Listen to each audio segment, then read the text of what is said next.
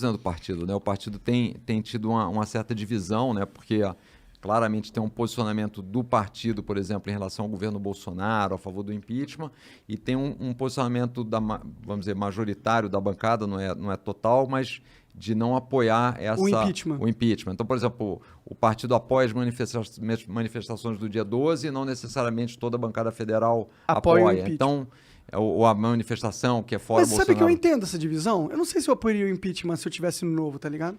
Realmente não sei. Olha, eu não tenho dúvida, porque o cara fez muitos crimes. Não dá pra deixar de lado. Qual que é o maior crime que ele cometeu, assim? Que dá pra, tipo, se a gente quiser passar pra tiazinha que tá vendendo coxinha. Olha, o maior é o seguinte, ele é responsável, o Estado é responsável pela segurança e a vida das pessoas. Ele lá em Manaus, na questão da vacina, foi totalmente desleixado em relação a isso, com manifestações públicas, sem máscara, aglomerações. Então esse aí já é o primeiro que eu concordo. Que deveria. Na minha opinião, isso que ele fez é ultra grave. Ultra grave, entendeu? Eu acho que quando o cara é o presidente, ele tem que entender que ele é agora a referência da sociedade do que é certo. É isso. Exato. E nisso ele com certeza errou. Mas não sei se isso, para pessoas normais e comuns, vai ser considerado crime para ser levado a impeachment. Entendeu? Mas vamos lá, só para as pessoas, para a gente quantificar isso. Claro. Vamos lá. Estados Unidos morreu gente à beça 600 na mil, Covid. Né? E inclusive morreu muita gente se você pegar aquela relação pela população. Mortos por 1 milhão de habitantes. Se você pusesse no Brasil a mesma relação dos Estados Unidos, que foi bem leniente no início lá, porque era o modelo Trump com a Covid. Lembrando que o Trump chegou a falar para colocar água sanitária no cu, que aí você ia resolver. Exato. Mas ele também não foi impeachmentado. Não foi, mas depois entraram já na saída dele, estava entrando com o processo de impeachment dele. Sim. Mas assim, se você fizer essa continha, dá umas 160 mil pessoas a menos, se você disser assim, vamos colocar o mesmo percentual de gente que morreu nos Estados Unidos no Brasil, dava uns 160 mil pessoas a menos aqui no Brasil.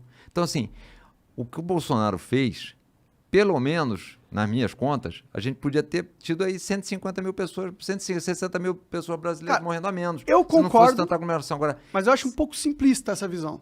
Porque tem que considerar que o Brasil, mano, é também os Estados Unidos. Não o cara, quando vai no hospital aqui, é outra coisa. O cara também não tem a mesma cultura, não tem a mesma educação.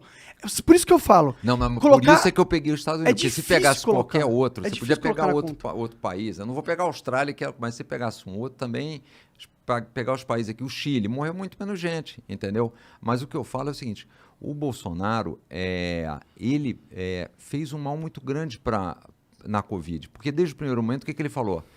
Isso não é um problema, isso é uma gripezinha.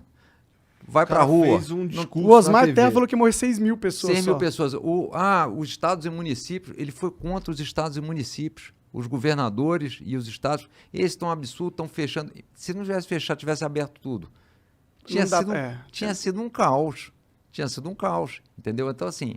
Não que não tenha sido, né? Mas não que não tenha sido. Mas tinha sido pior.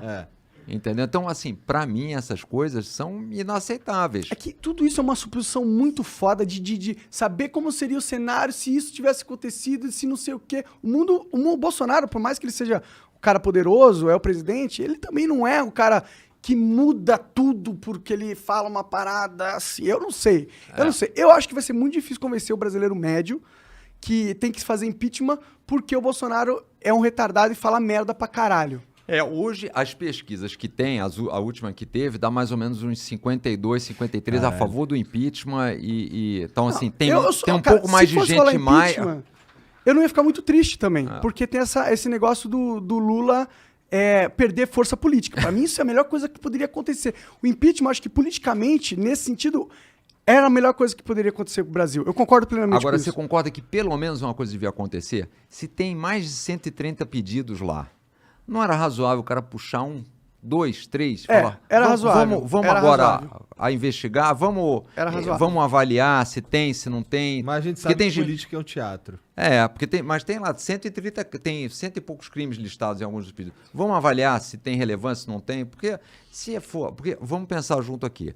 Se o cara fez 100 crimes de responsabilidade e não foi pro impeachment, se ele de fato, por hipótese, na minha hipótese, foi responsável por ter morrido mais de 150 mil brasileiros que não deveriam ter morrido, se esse cara não é aberto um processo de impeachment em relação a ele, que joga fora o impeachment. Quando é que um outro presidente, o que vai ser necessário para que, em relação a um outro presidente, seja aberto o processo de impeachment? E mais, que mensagem que a gente manda pro resto do mundo também? Esse é outro problema. Aí o que acontece? Aí o cara olha para o Brasil e fala, inflação, presidente maluco, afrontando o Congresso, o taxa STF. de juros, TSTF brigando com o Estado, o município, não vou pôr dinheiro aí, não vou investir aí. Eu vou para outro lugar. Sim. Carga tributária é difícil, alta, complexa, não fez Tem reforma todos tributária. os problemas e ainda tem um presidente... E ainda tem o Bolsonaro? Aí o que sobra pra gente? 14 milhões de pessoas desempregadas, 19 milhões de pessoas passando fome, 110 que não sabem o que vão comer no dia seguinte, e a gente, nessa pedalada, falou, mas vai melhorar como? Vai ter eleição, de repente sai o Lula e o Bolsonaro vai melhorar? Não vai melhorar. Não vai melhorar, entendeu? Então, assim, quanto antes a gente puder antecipar o problema, melhor. Essa é a minha tese. Muita gente fala, pô, mas o impeachment vai dar instabilidade. Mais do que o Bolsonaro, não existe mais instabilidade. O Bolsonaro é bem instável. O que me preocupa com o impeachment também, um lado, é que o Bolsonaro é inegável que ele tem uma base muito forte. Tem uma base forte. Inegável, ele é uma base forte. E essa base, ela não vai ficar ok se você impeachment o Bolsonaro. E se o motivo for colocar as milhões de... Eles vão achar esquisita essa conta aí. Mas a gente teve isso... E vai dar merda. Eu acho que vai. Mas, Monarca, vamos pensar junto. A gente teve isso no impeachment da Dilma. Até hoje, o que os caras falam? Aquele golpe. Sim. Mas você tem que aceitar a decisão que foi tomada lá. A gente teve, no caso da Dilma, exatamente isso. O PT até hoje fica golpe. Não, eles ficam lá, porque essa daí é a narrativa e tal... Mas eles jogaram o jogo, né? Jogaram o jogo. Inclusive, jogaram o jogo pra tentar se defender, pra tentar salvar o Lula, pra, sei lá, tentaram transformar o cara em ministro. Eles jogaram o jogo ali. Quando perderam o jogo, pô, perdemos o jogo. Partida acabou. Pegou, mas saiu. É isso. Puta, o Bolsonaro vai sair, irmão. Porque o cara já falou que ele só sai com uma vitória, mas veja só, morto ou preso. Se ele tivesse apoio de 60% da população, ele dava o golpe. Eu tenho certeza absoluta que ele dava. Monark, aí você já me deu mais um motivo para pedir o impeachment dele, para mostrar que é mais urgente ainda. Porque você tem um cara que é presidente da República, a gente tá aqui dizendo o seguinte, esse cara não vão fazer o impeachment, pode ser que ele não aceite esse jogo aí. Mas peraí, então a gente tem um presidente que não aceita o jogo, ele tem que sair para ontem. Você concorda? Não, concordo. É isso, então esse é o problema. Quando a gente fica nessa dúvida, é mais um motivo para dizer o seguinte, e que foi essa história. Bom, o cara não tá aí para democracia. Eu só saio daqui tirado por Deus, não sei o que. Mas será que a construção do impeachment não vem primeiro em enfraquecer ele na base? Será que ele não tem que perder essa base para rolar o impeachment? Não, porque assim, eu acho que tem que ter a maioria dos brasileiros. Agora, tem uma base lá, um núcleo dele de 10, 15%, sei lá. Acho que é 30%, mano. Não chega a tudo isso. Não. Será que não?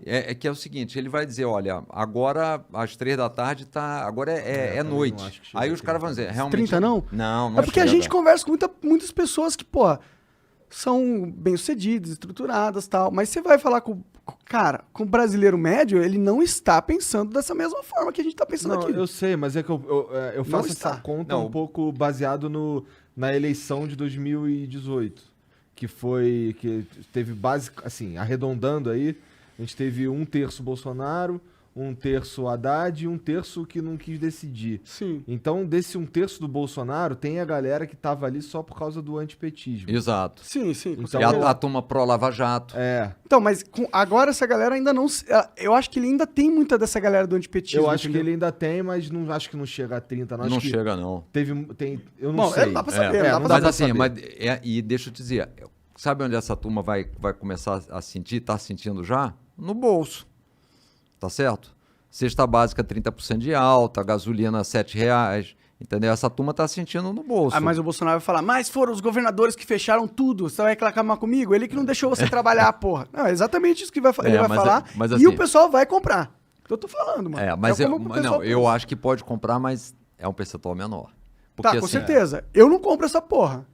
O Paulo Guedes, estamos crescendo em V. Aí hoje saiu lá a projeção do PIB, para ano que vem 0,5%, a gente baixando para 0,5%, daqui a pouco vira negativo. Sim. 23 semanas seguidas, tem um boletim Focus do Banco Central, que toda semana sai divulgando a expectativa de inflação para o ano e expectativa de crescimento para 2021 e 2022. Inflação, 23 semanas seguidas que aumenta. E o PIB cai. Economia é o que tira o presidente. Então, e a gente sabe que ele tem um ministro que não entrega, né? Que joga a culpa nos outros também. Aprendeu com o chefe. Não, a culpa é de vocês, não sei o quê. Tu já chegou a conversar com o Bolsonaro? Se tiveram alguma reunião pra trocar ideia? Eu tive uma reunião com ele, Igor. Foi mais ou menos uns 6 meses depois que ele foi eleito. E eu saí espantado com a reunião. Sério? Sério. Foi... eles estavam chamando alguns partidos, né? E acho que estava naquela época da discussão da reforma da Previdência, não sei o quê. E aí foi uma reunião com ele e com o Onyx Lorenzoni, que na época estava na Casa Civil. Fui eu e mais uns 2 ou 3 deputados lá do Novo, né? E assim, eu falei, presidente, precisamos aprovar. E o Novo, na pauta da Previdência, a gente sempre batalhou muito. Porque a gente entende que, assim, mais de 50% do orçamento do governo hoje é para pagar Previdência. 52%, 53% é para pagar Previdência. A gente gasta 7%, 8% com educação, 7%, 8% com saúde e 52% com Previdência e 12% com funcionalismo público. Não seria um problema gastar 50% com Previdência se a gente tivesse usado o dinheiro do contribuinte para fazer... A reserva para... Entendeu? Mas aquilo entrou no saco sem fundo. Então, hoje você está tirando... Foi aquela pirâmide, né? O dinheiro da Previdência foi a pirâmide. E é burro, porque o dinheiro não está investindo. Ele poderia estar rendendo mais enquanto a galera espera para receber, que essa é a lógica da Previdência, inclusive. Exato. Por isso, de novo, que o bom é que fosse uma Previdência privada.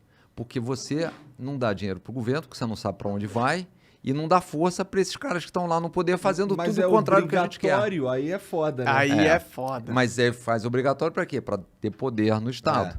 E aí, nessa época, eu falei, bom, queria falar de Previdência, que ele tinha que puxar isso nos lives dele, o que a gente podia fazer para ajudar. E ele queria falar de outra coisa, do horário de verão que ele tinha mudado, dos fiscais do IBAMA, que ele queria acabar com aquela turma. E assim... negócio totalmente descoordenado, sem objetivo, prioridades sem mesmo. prioridade, sem objetivo. Conversa... Saí espantado. Aí eu falei, isso aqui vai ser um problema.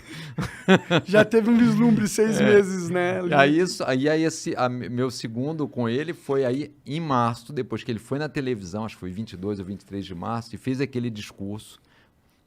Isso é só uma gripezinha, não vai dar em nada, atleta não pega, não sei o quê. Nesse dia, eu já fiz um tweet, falei, olha, o presidente, ou ele muda esse discurso, ou tem que renunciar. Porque a gente sempre no Brasil, com o negócio da Covid, a gente estava sempre vendo o que estava vindo, o que estava acontecendo. Então, você olhava para trás e falava, bom, aconteceu isso lá, vai acontecer aqui. Quando ele falou isso, eu falei, ó, tem que renunciar, não dá. Esse cara vai ser a gente vai ter que se cuidar, porque isso aí vai ser uma tragédia. Foi em março do ano passado. Depois, quando ele tirou lá o Moro e começou a aparelhar, em abril eu falei, não tem jeito, tem que ir pro impeachment. Quando o Moro saiu foi quando eu falei que acabou, eu até tuitei, acabou o governo Bolsonaro. Porque ele abriu mão do que moralizava o governo dele, de certa forma. Eu falei, bom, aí tem que ir pro impeachment, e aí, assim, óbvio que desde lá de trás eu comecei também a ter muito ataque também, porque a turma dele a gente sabe que é raivosa, ferrenha, né? É ferrenha e tudo, então mas não tem jeito, eu não vou deixar de falar o que eu acho certo, porque, né? Tá certo, é isso aí. Então